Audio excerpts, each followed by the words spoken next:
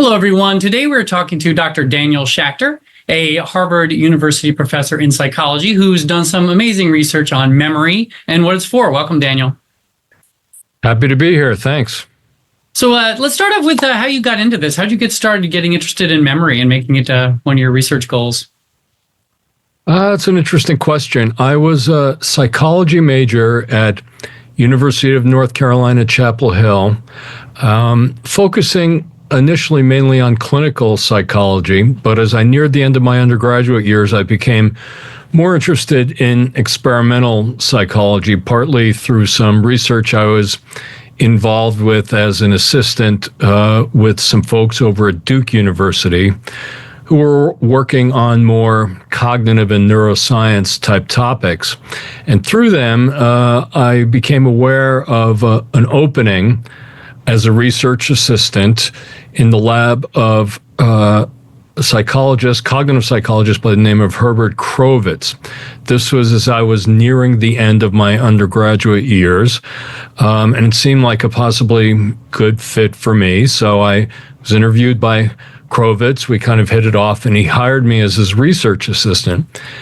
He was at Duke University Psychology Department and also had an appointment in the nearby Veterans Administration Hospital, where he was starting to do some work on memory in veterans who had memory problems.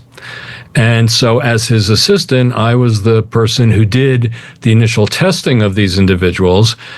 And I knew nothing really about memory disorders at the time, but I was really taken aback by the fact that on the one hand, these folks could seem entirely normal. You would meet them, have a pleasant conversation, you test them on things like language and perception, they'd be fine. Then you give them a memory test, maybe present them a list of words or pictures and ask them a few minutes later to recall or recognize items that you had seen earlier, and they performed in a severely impaired manner. And it was even more dramatic when, for example, after testing one of these patients for an hour or more, if I left the room and came back a few minutes later, some of them would have no idea who I was, even though they, again, could engage in a totally normal conversation and so on. So that's really what sparked my interest. The 2 years I spent working as a research assistant for Herb Krovitz, but I realized that I had no background in basic memory research. And so then I began looking at graduate schools and ended up focusing in on the University of Toronto, which was, and I think still is, a world center for human memory research. And I applied there and I was fortunately accepted and worked with Endel Tulving, one of the leading memory researchers in the world, who sadly passed away last year. And I was at the University of Toronto from 1976 to 1981 for my PhD. I got my PhD in 1981. And then after that, we were able to obtain funding to set up a unit for memory disorders at the U of T that I directed for about 6 years afterwards, and was on faculty at the Toronto Psychology Department. So that's how really it all got going. Wow, that's great. Working with Tulving, I didn't know that. That's great. So one of the things that I'm interested in memories are false memories. So would you tell us a little bit about what false memories are, and also this way that you distinguish in some of your work between false memories and false beliefs, and why that's an important distinction? Yeah, so false memories, broadly conceived, refer to situations in which we have a subjective feeling of remembering an event, an item of information as having occurred in our past, when in fact that event possibly never happened, or we're misremembering exactly what happened.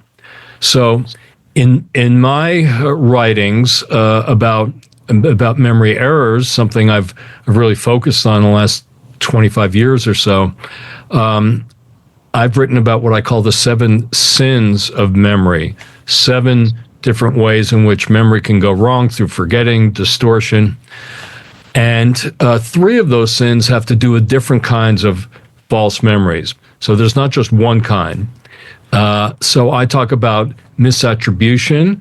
That occurs when we remember some aspect of an event correctly, but we get the source wrong. So we might, for example, tell someone we know that we just learned this really interesting new fact. We heard it on the radio yesterday, when in fact we actually someone we know told us this new information. So we're correct about the fact, this new fact that we learn, but we get the source wrong. And so that's a misattribution error where, again, we remember some aspect of an event correctly, but we get the source wrong, and that's a kind of a false memory. A second kind of false memory results from the sin of what I and many others before me called suggestibility. So this is when misinformation is suggested to us, and we incorporate that suggestion into building a memory of an event that never happened. This can happen, in a few different ways. It's most famously associated with the work of Elizabeth Loftus starting in the 1970s on what she called the misinformation effect, where you would witness, for example, a car having an accident.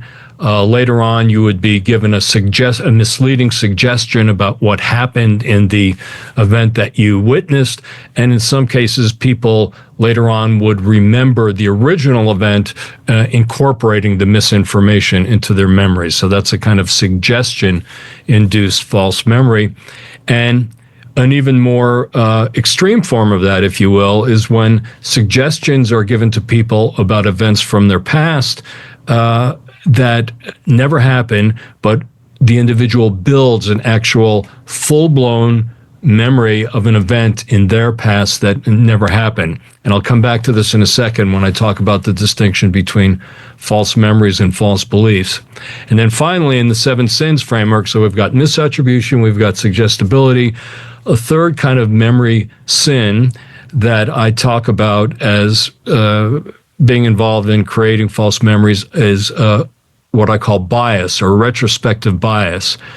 And this refers to a very common occurrence in memory that our current knowledge, beliefs, and feelings can influence the way we reconstruct a past event. And sometimes what we are remembering actually reflects more about what we currently know, believe, or feel than what actually happened in the past. And there's a lot of very nice evidence on this on this form of bias creating false memories. But back to the distinction between false memories and false beliefs you asked about. So there was work in the 1990s that began partly or mostly as a consequence of trying to address issues that arose at that time regarding the controversies that were out there in the real world concerning recovered memories of childhood sexual abuse, and the question of whether adults who are going to psychotherapy and recovering what they thought were long lost memories of childhood sexual abuse that they had repressed for years and years. The question of, were those actually recovered memories of events that really happened, or were they possibly the result of suggestibility, where suggestions are given to the individual about something that might have happened, and then in therapy they build a false memory of an event that never happened. And one outcome of that research on false versus recovered memories is that many, if not all, of those recovered memories turned out to be the result of suggestion. Now, that led cognitive psychologists to ask the question, well, could we actually in a more controlled way show that it's possible for someone in response to a suggestion to create a full-blown memory of an event in their past that never happened? And so Loftus and others did some of this work in the 90s, showing that, for example, in one of the early studies of this, it's called the Lost in the Mall study, Loftus and her colleagues were able to show that when they gave suggestions to people that when they were young, there was an experience where they had been lost in the mall and asked them, lost in a mall, the idea that, well, your parents told us that this is something that happened when you were a young child. In fact, it had never happened. And what they found is with enough suggestion and prompting, about 25% of their participants would build a false memory of having been lost in a mall.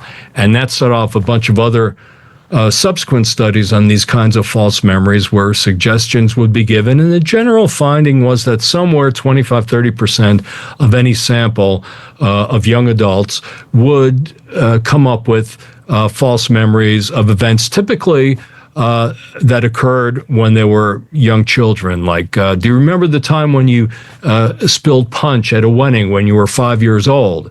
Well, parents say this never happened, but about 25% of people, if you give them enough suggestions that this might have happened, will build a false memory. So, false memories versus false beliefs.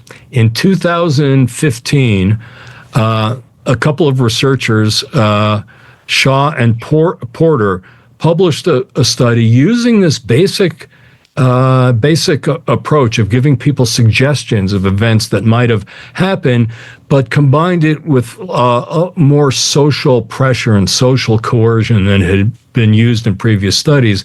And they were able to show that in a very large proportion of their sample, college students who were exposed to these suggestive procedures often remembered falsely having committed a crime that resulted in police contact when they were adolescents.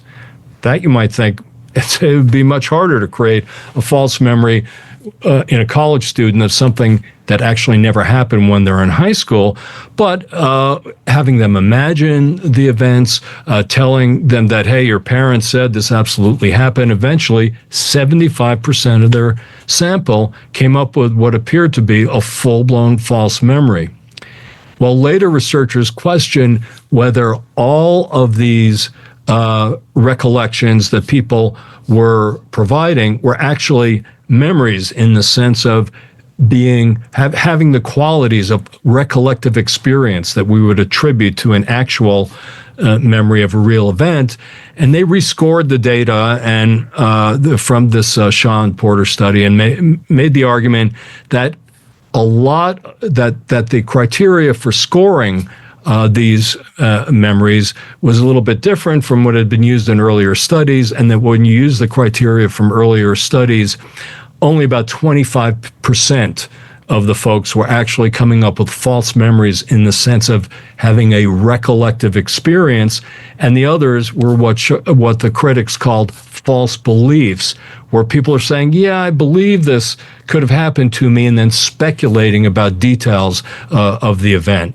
So I think that's an important distinction theoretically, false memories, false beliefs, although as a practical matter, if it's the case that with strongly suggestive procedures, you could convince 75% of any sample to either have a false memory or false belief about an event that never happened, that's important, for real world issues such as false confessions, where we know that sometimes with enough social pressure, some people will falsely confess to crimes they never committed. And I think this provides some relevant evidence.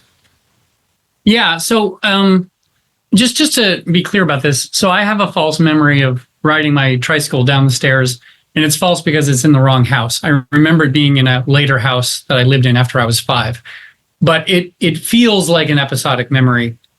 So would you say that I have a false memory, but not a false belief because I don't actually believe that it happened? I just can recollect it? Or am I getting this wrong? No, I think there's an important issue there. I think the fact that it feels like a real memory probably is a consequence of, based on what you said, of the fact that some aspect of that event really did happen. It just happened in a different house. That fits under kind of the notion of misattribution I talked about before. And that's one reason why in the case of misattribution errors, those are, we should call those false memories because they do come with a full-blown recollective experience. And a reason for that is that some aspect of the event actually did happen. So I think that even though you say to yourself now, well, I don't really believe that the event occurred. I realize it occurred in this, that the event occurred in this different house. A reason why it might feel real is because there's an aspect of the event that did happen. Right. Okay. So the difference between false memories and false beliefs isn't about whether you endorse or believe your false memory. It's more of a distinction between a belief type mental representation versus a episodic memory like representation. Is that right? Yeah, I think that's right. Okay, great. All right. So a lot of people try to justify their memories to someone else by giving details like you were sitting right there, and many of us find that convincing. Is there a empirical relationship found between true and false memories and sort of a level of sensory detail in our recollections? Yeah, there is. That one of the early studies going all the way back to the 1980s of suggestibility that Jonathan Schooler and Elizabeth Loftus and one of their colleagues published made the point that when you compare true memories of actual events with suggested memories, that the true memories contain more perceptual detail than did the suggested false memories. And that kind of makes sense from the perspective that, well, the true memory is of an event that actually happened. And that's been confirmed and extended with various experimental paradigms, cognitive paradigms. And our group, starting back in the 1990s, used neuroimaging techniques to try to get at questions concerning the basis of true and false memories. And in those studies, we used a different kind of experimental paradigm. It's known in the literature as the Deese-Roediger-McDermott or DRM paradigm, something that initially was published by the psychologist Deese back in the late 50s, and nobody paid much attention to it. But then in 1995, the cognitive psychologists Roediger and McDermott rediscovered and extended this paradigm, and since then it's become one of the sort of war horses of false memory research for inducing a certain kind of false memory or misattribution error. And what you do here is you give people a bunch of related words such as candy, sour, sugar, bitter, good, taste, tooth, nice, honey, soda, chocolate, heart, cake, eat, pie. They're all semantically associated to one another in some way, and critically to a word that is not presented on the list, which in this case is sweet.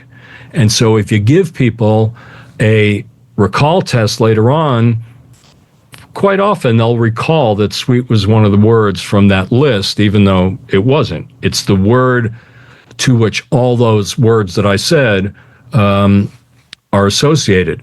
And if you give them a recognition test and say, did this word occur on the list? They'll typically endorse sweet, say, yeah, that was on the list as often, if not more often, than the words that actually were there. So that's the basic cognitive phenomenon. And what we did in some very early neuroimaging studies, we put people in the scanner, they heard a bunch of these lists, and then we scanned them during a recognition memory test, and we found a lot of similarities between brain regions that became active for true and false memories.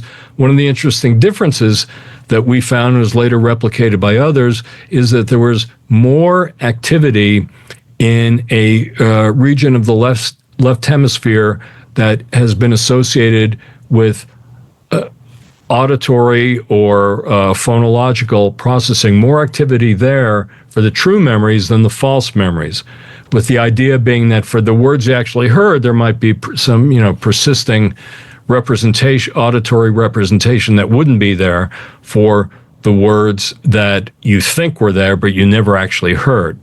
And we did other studies after that,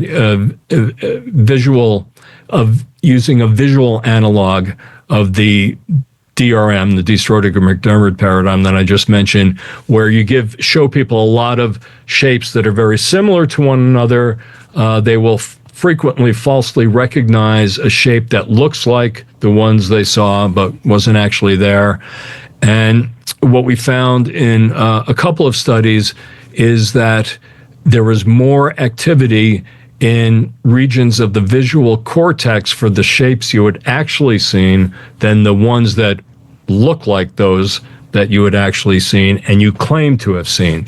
So those are a couple of kinds of evidence from brain imaging that sensory details are more prevalent for true than false memories, as suggested by some of the early cognitive work. Oh, great.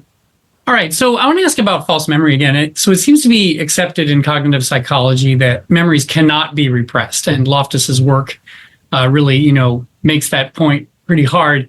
But I just read this book, The Body Keeps the Score. I'm not sure if you ever heard of it.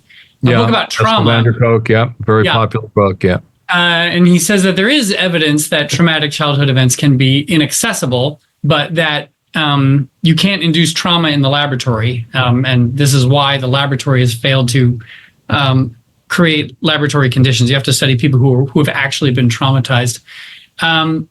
What's your opinion on this? Do you think that it's possible? I mean, certainly it's possible to suggest and have people create false memories of childhood trauma that they think are repressed. But you've worked with veterans and stuff.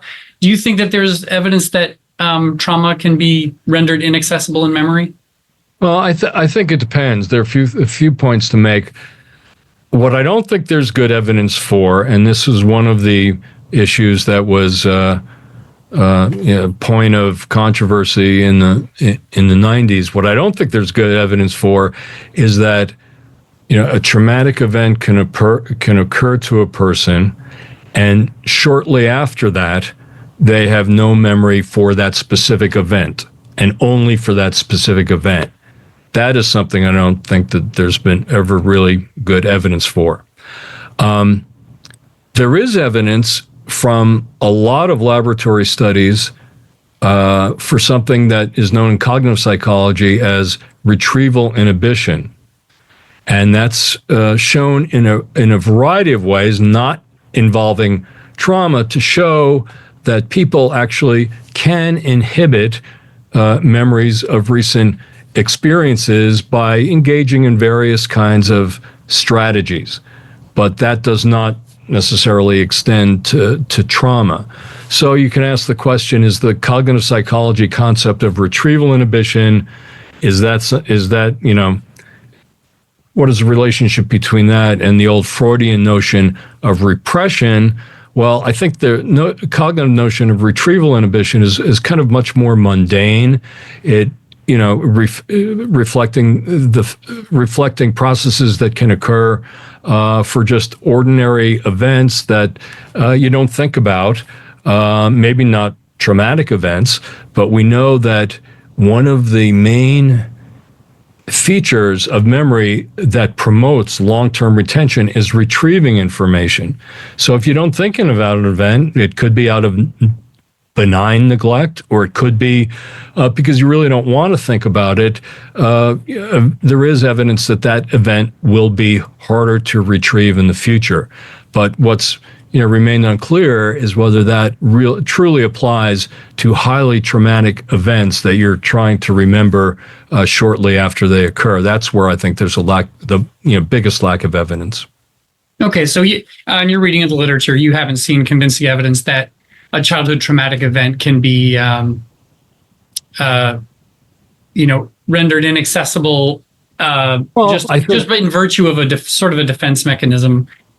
Well, that's not something I've studied, and the thing that I think is most clear is that a recent trauma. There's not good evidence that people can repress a recent trauma for long distant events that falls more into this hazy category of you don't think about it for a long time, and then you may be reminded at a later time of the event.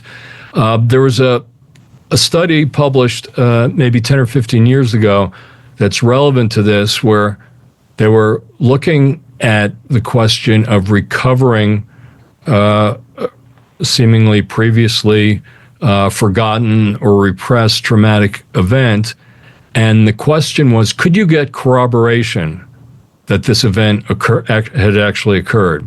And the researchers were looking at spontaneously recovered events where someone is not in therapy says, oh my goodness, I was in a movie and I saw something that reminded me that, this happened to me when I was, some traumatic thing happened to me when I was young and I hadn't thought about that for years.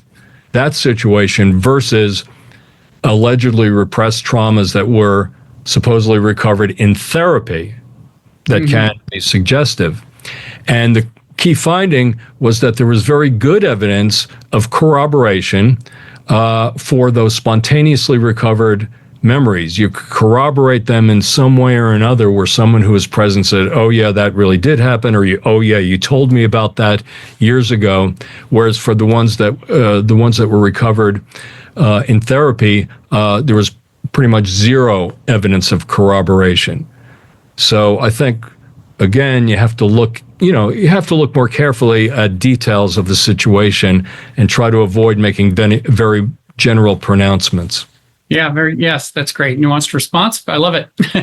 Okay, let's get into one of the things I like most about your work is looking at memory errors as possibly the wrong way to look at it, and that we might more fruitfully look at these things as adaptations. So would you tell us about this view of memory errors? Yeah, this really came out of, for me, of thinking about the 7 sins of memory. And even though a lot of what I talk about in my book on the 7 sins are the manifestations of these sins that can cause problems ranging from mildly irritating to very consequential in everyday life, even though they can cause these problems, that we really shouldn't think about these 7 sins as kind of malfunctions of memory or flaws in the design of the memory system. Rather, they're the price that we pay for adaptive features of memory that make the system, work as well as it does. A nice example of this would be the DRM, Diess-Roediger-McDermott paradigm that we just talked about, where you're misremembering the related word. That's a memory error on the one hand. On the other hand, it reflects the fact that you are remembering kind of the semantic gist, if you will, of the list.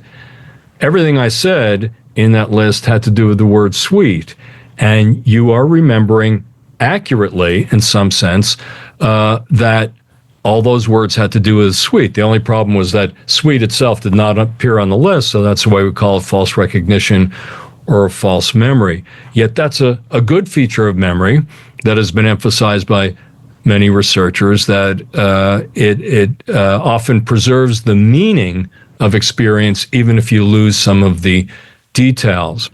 We also did a neuroimaging study. This is a collaboration that I was involved in. It was published 2016 with a group of researchers then at the University College London that I'm proud to say included Demis Hassabis, who just yesterday, the day before, was awarded the Nobel Prize in Chemistry for his work on AI systems and how they predict all known proteins. Yeah, he's an amazing guy. Yeah. He's an amazing guy, and he now runs Google DeepMind, and we published a few papers together, so I'm going to enjoy being in the reflected glory of his Nobel Prize. So with Demis and his colleagues over there, did a very simple study where we were asking the question of whether a region of what regions are linked to false memory production, what parts of the brain. And in this study, people were actually shown these DRM lists, including the lure word. So this part of it was not false memory. You'd be given a bunch of words from the list: candy, sour, sugar, bitter, and sweet. And then they're using various advanced analysis techniques. We're able to look at the overlap among those items, the semantic overlap in the brain. and asked the question of whether that was related to the tendency to produce false memories for some of these lists more than others. One of the interesting features of the D. Sortiger-McDermott paradigm is that some of these lists, like the one I read, the sweet list, produce really high levels of false memories, others not so much.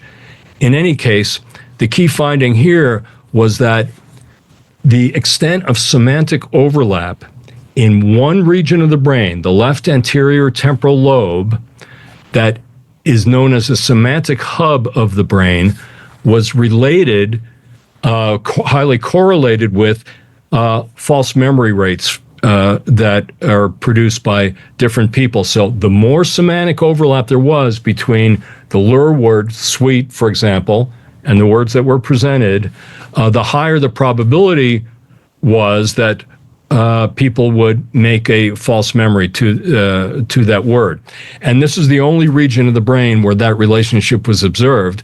And it just, again, it makes the point that here you've got a region of the brain, the left anterior temporal lobe, that performs very important functions for you. And we know that when that part of the brain is damaged, it can produce serious impairments in semantic processing. There's a well-known neuropsychological syndrome called semantic dementia that has been linked to this left anterior temporal lobe region.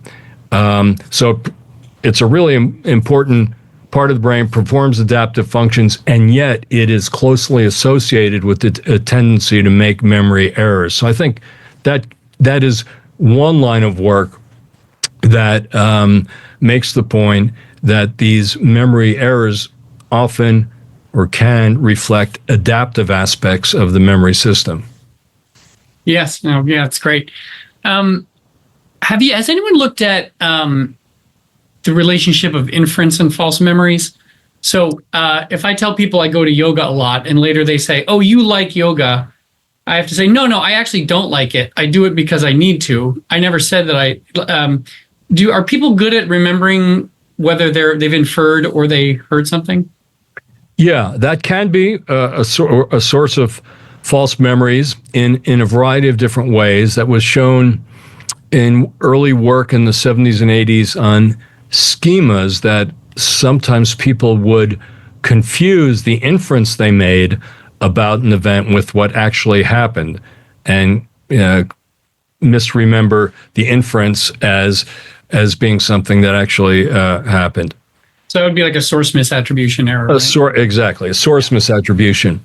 In a slightly different way, our lab has recently, in the last few years, published some work on showing how an adaptive process known as associative inference can be a source of false memories. So associative inference occurs when you link two different events.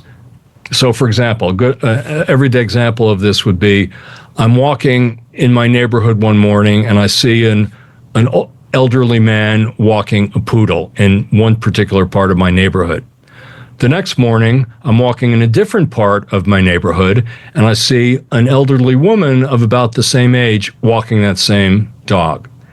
And what I can do now is, through associative inference, I can link those two events and make the inference that the man and the woman are probably a married couple. Even though I've never seen them together, I'm linking these two events. And what we were able to show in a series of studies that was led by a then graduate student in my lab, Alexis Carpenter, is that in an experimental paradigm where people would sometimes be successful in making these associative inferences and sometimes wouldn't be successful, that when they were successful in making those inferences, they were more often prone to false memories where they mixed up the contexts of the critical events. So in the actual experiments, for example, you would see a picture of a man holding a yellow toy in a living room with a brown couch. Okay, I show you a bunch of images, and then I later on show you another set of images that includes a little boy holding that same construction toy, but in a different living room with a white couch. And we were interested in how often do they make the associative inference that through holding on to that common toy, there's a link between the man and the boy.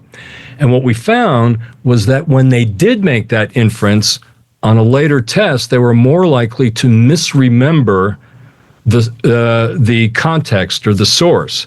So if you, for example, if you made the inference that the man and boy are related, after you made that inference, you would show an increased likelihood of claiming that the man was in a living room with a brown couch when he was actually in a living room with a white couch.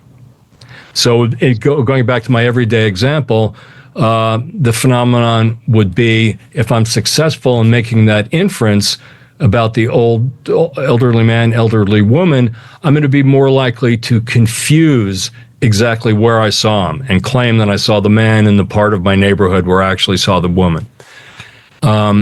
So there's another example of an adaptive process, associative inference, that can produce false memories, and we were able to do some brain imaging studies that implicate some key regions of memory in making that associative inference and also contributing to the false memory. Right. Okay, great. All right, I want to ask a couple very basic memory questions.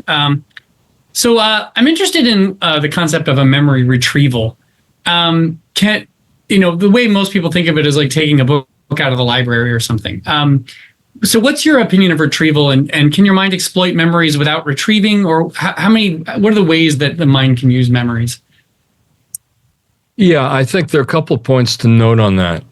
One is that rather than it being like taking a book out of a shelf or just playing back a video, the act of retrieving a memory is a more constructive process where we're pulling together elements of past experience, often in an accurate way, but sometimes with the inaccuracies that we've been focusing on.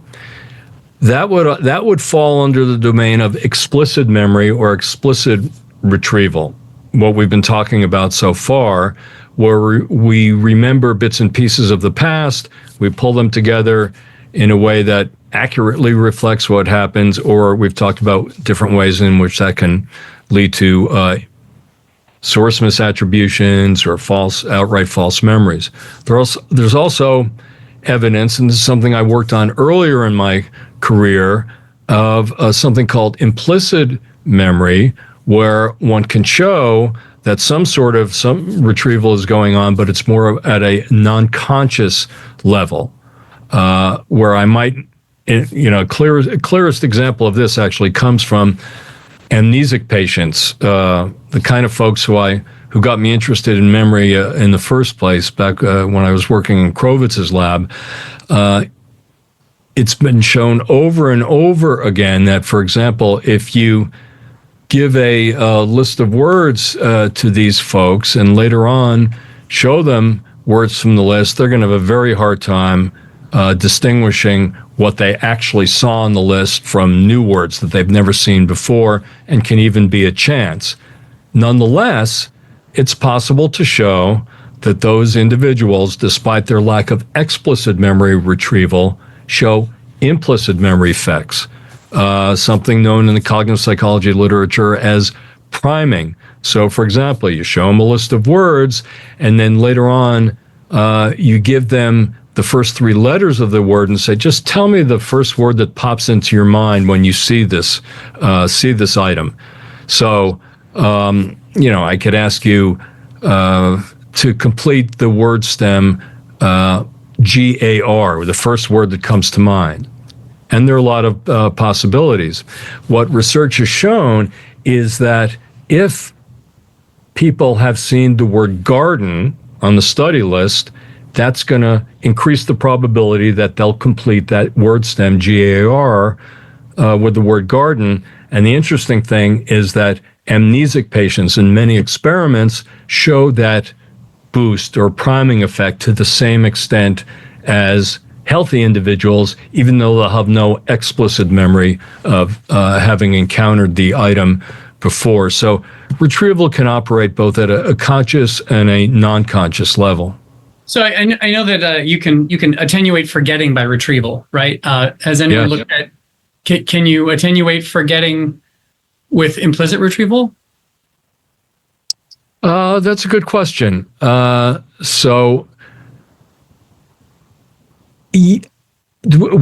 priming slow down forgetting rates over time? I'd have to go back and look at the literature on that. So we know that certainly the most potent, one of the most potent ways of slowing down the rate of forgetting over time is to retrieve an experience. That's been shown over and over again, but that's mostly been explicit retrieval.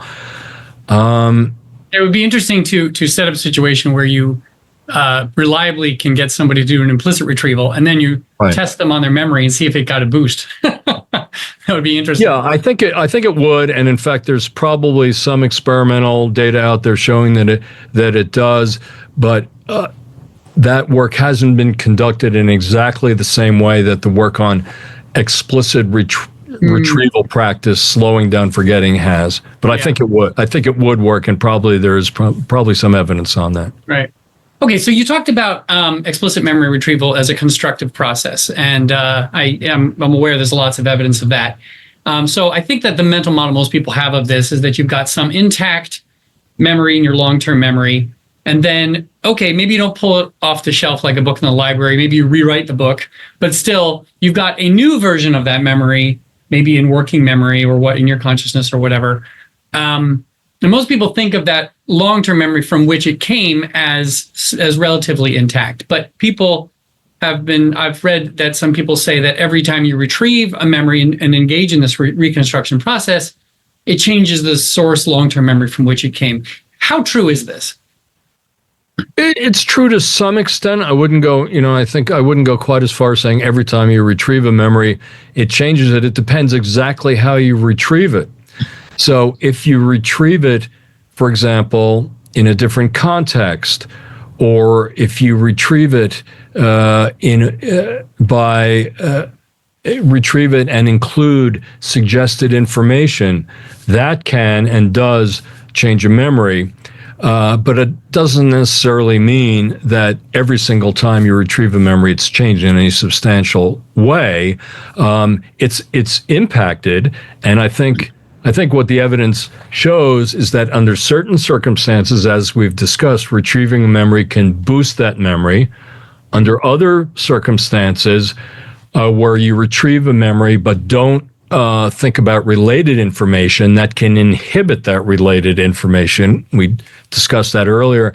And in other situations where you retrieve it, but maybe in response to suggestion or in a different context, the memory then can change. And there's been a lot of work under the rubric of the term reconsolidation that makes this point, that when you retrieve a memory, it's not taken for granted that memory will automatically go back into the memory system in an intact way. When you retrieve it, what this work on reconsolidation shows, when you bring a memory to mind, and this is initially with experiments in mice and rats, that when you do a conditioning experiment, you can show that the rat is expressing, for example, a fear memory. When the rat is doing that, if you inject a protein synthesis inhibitor that would ordinarily block the initial consolidation of a memory, now you bring that memory back to mind, you inject that protein synthesis inhibitor, and what you find is that what seemed to be an already consolidated fear memory now will be lost to the rat. Making the point that when you retrieve a memory, you've got to engage in some of the consolidation processes that you had to establish that memory initially. And when you retrieve a memory, that puts it into kind of what some people have called a labile state, where it is prone potentially to changing in some way. But acknowledging that work, I wouldn't go so far as to say that every time you retrieve a memory, it's changed. It may be boosted, it may inhibit other memories, and sometimes it may be changed. Depends a lot on the specifics of the situation. Yeah, I'm interested in how you view this, and you can also talk about whether science supports what your view is. But do you think that when you retrieve a memory, you're actually creating a separate representation, or you are dealing with the memory in its long-term place and context? Probably a little bit of both. I think there's good evidence that when you're retrieving memories, you're creating, some people have referred to it as multiple traces. This actually was the basis of the theory of a historical figure in memory who I wrote a whole book about several decades ago by the name of Richard Semon, a German biologist who got interested in memory, wrote a couple of books on it in the early 20th century, applying some novel ideas. And he was of the opinion, it was more theoretical than empirically based, that every time you retrieve a memory, what goes back into the memory system is a novel memory trace reflecting, an updated version of the memory. And that is sort of the idea of reconsolidation, that it's an update. It's an updating process. You're consolidating that memory all over again in a novel context. And I'd say that's consistent with the view that, to some extent at least, every time, when you retrieve a memory, what you're putting back is a novel encoding of that memory, as opposed to just strengthening something that already exists. Right. Okay. What's a common misconception about memory that you find a lot of people have? Probably something along the lines of memory, fundamentally is like a video recorder. It's not a perfect one. We all know about forgetting, but it's, a reproductive process that can be prone to failure sometimes, as opposed to this more constructive view that we've been talking about. I think that's something that takes a little getting used to, a little, reading in the memory literature to appreciate. I think everybody knows, most people know their memory is not perfect. And so it's not a perfect video recorder, but it's still fundamentally something like a video recorder that, is not 100% accurate. And I think that's the wrong way to look at it. Right. And memories differ also. I mean, not just in terms of the reconstruction when you retrieve it, but what the memory consists of varies enormously in how sensory it is, right? So you might remember it very abstractly, and only upon retrieval flesh it out with maybe sensory imagery or something, right?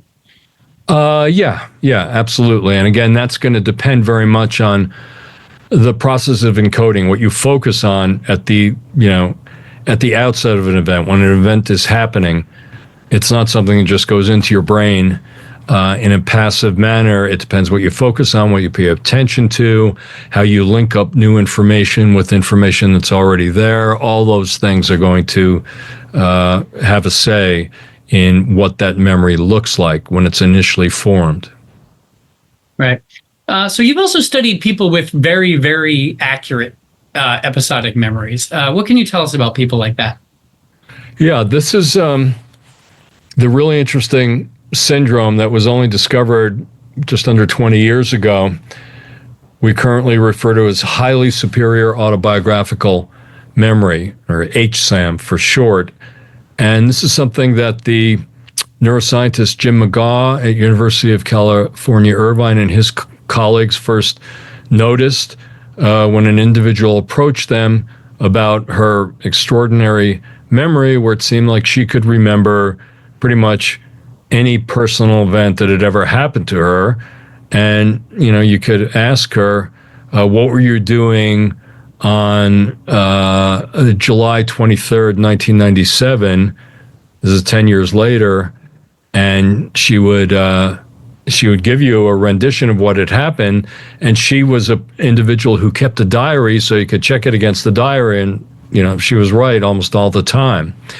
And since that description of this initial case of a woman who then came to be known as Jill Price, she was on 60 Minutes. She wrote a book about her memory. A variety of other people with this ability have been studied. And, there are a variety, and I've only looked at them indirectly through some collaborations with a colleague in Italy, Valerio Santangelo, who has developed a population of these HSAM folks. And so my lab has collaborated with him to look at some psychological and neurobiological aspects of the HSAM group. What I would say is that these are people who are intensely interested in their personal past and spend a lot of time thinking about and retrieving memories. As we discussed before, this is a potent way of keeping a memory alive. And in a very interesting study published by the Irvine Group back in 2016, they were able to show that really one of the main differences between the HSAM people and ordinary folks is that their personal episodic autobiographical memories show less forgetting over time than do those of ordinary people. So if you ask someone with this highly superior autobiographical memory about what happened yesterday, and you ask somebody else who doesn't have this condition about what happened yesterday, you're going to get pretty much the same level of detail about what happened. Ask them about what happened a week ago, and there's not that much of a difference. But as you go back further, the forgetting rate for the HSAM group really is very shallow. They just don't forget these personal experiences, and it's probably because they spend a lot of time retrieving and remembering them. They're people who are very interested in their personal past, and as a group, it's been shown that they also tend to have to score high on tests that are sensitive to obsessive compulsive disorder. So they're obsessively retrieving and reorganizing and rehashing their memories, and that seems to be a critical thing that's responsible for this extraordinary long-term retention. If you give them laboratory tests, sort of boring laboratory tests of memory, like remember a list of words or remember these pictures, they don't do any better than anybody else. It's got to be something about their personal narrative, their personal story. Wow. That's what they really tend to spend a lot of time thinking about. So their memory architecture isn't really fundamentally different. They just have an interest and put the time in to rehearse it. That's the majority of the effect. Right. That's wow. right. That's interesting. Now, but we don't know for sure whether that's kind of a cause or a consequence of the condition. So the Irvine group and Valerio Santangelo's group, with some collaboration from our lab, has looked at, for example, the connections among brain regions in these folks. And there is a finding of stronger connectivity, even just at rest when they're sitting in the scanner, among some of the brain regions that are critical for memory. But what we don't know is whether that is something, for example, that might be present at birth, and that's the cause of their ability to retrieve and rehash, or whether that's just a consequence of doing this a lot. You have the stronger connection among those critical areas of the brain that are critical for memory. So that's not a puzzle that's solved at this time. Yeah, I know you know this, Daniel, but just for my listeners, there's a tendency when people say, "Oh, the brains are different," that we tend to think that it must be inborn and not learned. But every time you think anything, your brain changes So Exactly. just keep in mind that just what you do does change your brain too. That's right. That could be the case with those individuals. We just don't know. I feel like I read about somebody though who had almost a pathological problem with this, and they remembered like everything exactly and couldn't, but had trouble like generalizing or retrieving. Have there been anyone like that? Yeah, well, that was a famous book written by the Russian neuropsychologist Alexander Luria called The Mind of an Mnemonist. And his subject was Shereshevsky, who seemed to combine some of the features of HSAM with an extraordinary ability to memorize large quantities of information. And he was, put on memory exhibits or memory shows. The HSAM people we're talking about don't do what Shereshevsky did. Okay. But he also seemed to have some, because he could memorize vast quantities of information. Nowadays, we have something called the World Memory Championships, and this is where people who develop memory strategies for, like memorizing the telephone book, if anybody uses a telephone book anymore, or vast quantities of information, compete against one another. Mm-hmm. And, it's amazing what they can do in terms of memorizing just, random facts using very specific strategies. Shereshevsky could do that. The HSAM people don't do that at all. They wouldn't even they would not be able to compete in a World Memory Championship, but the World Memory Champions don't have the extraordinary memory for their personal experiences. So they're really different things. Right. If anyone wants to read about these memory championships, there's a fun book called Moonwalking with Einstein that talks all about how it's done. And personally, I have about 30 memory palaces that I regularly rehearse to remember the stuff that I find interesting. That's the way they do it. So let's talk about forgetting. How do you view forgetting, and is it adaptive? Are there benefits to forgetting things? Yeah, I think there are. The main one is that we really wouldn't want a memory system that held on to every single detail of every experience. We could easily find our minds cluttered with useless information, and that's really what the point Luria made about Shereshevsky. And there are various reasons why that might occur. And in the case of the HSAM individuals, some of them feel plagued by their memories, that they only wish they could forget some of these things. Jill Price, the original HSAM individual, described it that way. I wish I didn't have to remember and relive all these events. But some of the other ones are perfectly happy to have this ability. But I think the main concept here about forgetting is that the memory system is set up again so that retrieval will enhance the retrieved information, and the stuff you don't retrieve is going to fade away. But typically, the stuff you do retrieve is in some way important. So the whole memory system, I think, is set up to favor retention of things that are important to us. And we don't want a memory system that's going to mindlessly, as it were, store every detail of every experience, because most of that we don't really need to function in the future. So are you of the opinion that memories actually do fade, or that they're still there but inaccessible? Probably a little bit of both. So I think it's, I think that the fact that one shows less retention over time, you can always say, well, if you just gave people the right test, you could pull that memory out. So it's a difficult question to answer.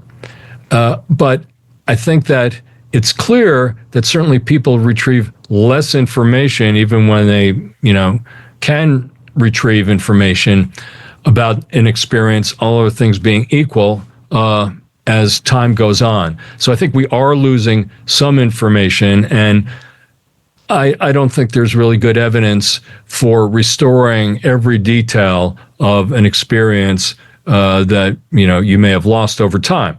That doesn't mean that there isn't something there. There may be something there after a long period of time, but it's not like, I don't think we have any good evidence that it's all there and we just can't retrieve it at the moment. Is there evidence to suggest that the process of turning short-term memories into long-term memories is a selective one, and that things that are not everything is put into long-term memory? Is that true? Yeah. Oh, yeah. Very much so. I think that goes back to the concept of encoding. That, if you're not paying attention, or if you don't do what cognitive psychologists call elaborative encoding and think of new information and in a way that integrates it with what you already know, then you're not going to convert a short-term memory into a long-term memory. And many years ago now, 1998, we published one of the early neuroimaging studies to show that, in fact, you could predict from brain activity at encoding whether someone would remember or forget an item. Again, it's in a long list of words the next day. And there are certain brain regions whose activation at encoding would predict remembering, and if they weren't activated for an item, it was less likely you'd be able to remember it the next day. And I think that had a lot to do with linking up new information with old information, and it would just vary from trial to trial in an experiment, and you could later see the consequence of that in people's performance. Right. Okay. Well, thank you so much. If people wanted to learn more about your work, where would you recommend they get started? If you just Google Schacter Memory Lab, then our lab website will come up, and you'll be able to see a lot of original publications. I would say for a kind of a softer introduction to our work, rather than going right to the journal articles, my book on the 7 Sins of Memory would be a good place to start. I wrote that initially back in 2001, and then I wrote an updated version published in 2021 that contains the original book, and also for each of the 7 sins, assessments of where we had come in the 20 years that had elapsed since the publication of the original book. And that's written for anybody. You don't have to be a memory researcher to get something out of that, hopefully. Okay, so check out his book, the Pandemic Edition, 2021. Yes. Anyway, we've been talking to Daniel Schacter. Thanks so much for coming on the show. I enjoyed it. Thanks for having me.